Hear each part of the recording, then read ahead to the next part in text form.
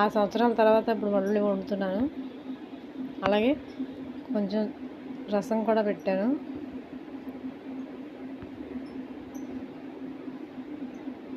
ఏమోనండి ఈ వాతావరణం ఏంటో కానీ ఏంటి అసలు పని చేయాలో కూడా వద్దో కూడా తెలుస్తలేదు. గుడ్లు ఆరేయాలంటేనే గుడ్లు ఆరట్లేదు.